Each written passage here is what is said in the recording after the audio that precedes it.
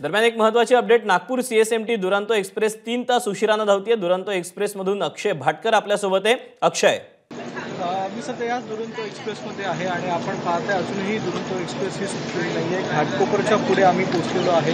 विद्याविहारच्या दरम्यान आपण आहोत आणि इथे जर आपण पाहिलं तर अनेक प्रवासी जे आहेत ते अजूनही अडकलेले आहेत आणि समोर ही दुसऱ्या बाजूला दुसऱ्या ट्रॅकवर आपल्याला ही लोकल दिसते आहे। या ही जी लोकल आहे ती सीएसएमटीकडे जाणारी लोकल आहे, मात्र ती अजूनही या विद्याविहारच्या दरम्यान अडकलेली आहे। त्यामुळे अनेक प्रवासी हे सध्या ट्रॅकवर चालताना आणि लोकलमधून या दुरंतो एक्सप्रेसमध्ये येताना आपल्याला दिसून येत आहेत। तर म्हणजे स्लो ट्रॅक सध्या बंद झालेला आहे, फास्ट ट्रॅक जो आहे तो बंद झालेला आहे।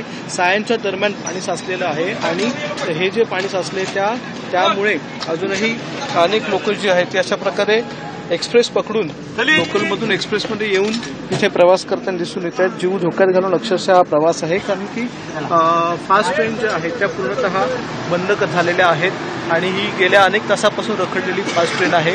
आपण फक्त ट्रॅकवरून अनेक लोक चालत आहेत सध्या आणि हा जो पाऊस पडलेला आहे रात्रभर त्याचा फटका कुठे ना कुठे बसलेला आहे। भांडूप इथे पाणी साचलं होतं, मात्र ते पाणी सध्या उतरलेलं आहे। पण सायन्स स्थानकामध्ये दोन्ही म्हणजे अप आणि डाऊन असे दोन्ही फास्ट ट्रॅकवर अजूनही मोठ्या प्रमाणात पाणी आहे आणि त्याचमुळे फास्ट ट्रॅक पूर्णतः बंद आहे मध्य रेल्वेचा आणि सर्व गाड्या ज्या आहेत त्या स्लो ट्रॅकवर वळवण्यात आलेल्या आहेत। त्यामुळेच अनेक लोक जी आहेत ती अशा प्रकारे ट्रॅकवर चालून सध्या पुढे मार्गस्थ होत आहेत। आता विद्याविहार स्टेशन जवळपास हे आलेलं आहे आणि या स्टेशनवरून प्रवास करत हे अनेक प्रवासी जे आहेत ते पुढे प्रवास करताना दिसून येत आहेत। पण ही जी मार्गिका आहे जोपर्यंत हे पाणी खाली उतरत नाही ओसरत नाही तोपर्यंत मार्गिका सुरू होणार नाहीये। त्यामुळे प्रवाशांना याचा खूप मोठा फटका बसलेला आहे। रात्रभर पाऊस मोठ्या प्रमाणात पडला आणि चुनाभट्टी स्थानकात देखील अशाच प्रकारची परिस्थिती आहे की दुरंतो एक्सप्रेस जी आहे ती 3 तास आधीच पोहोचण्यास अपेक्षित होतं सीएसएमटी स्थानकामध्ये, मात्र ती देखील अजून पोहोचली नाहीये।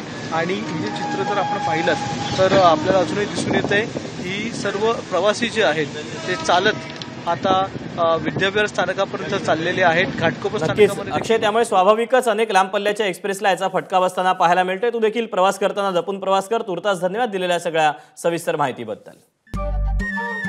नमस्कार। मन सुद्धा तुझं ही एबीपी माझावरची वेगळीच मालिका खूप गाजली। हिचा दुसरा सीझन केव्हा येणार अशी अनेकदा विचारणाही झाली, पण आता प्रतीक्षा संपली। लवकरच येतोय सीझन 2। मन सुद्धा तुझं होई मन सुद्धा तुझं।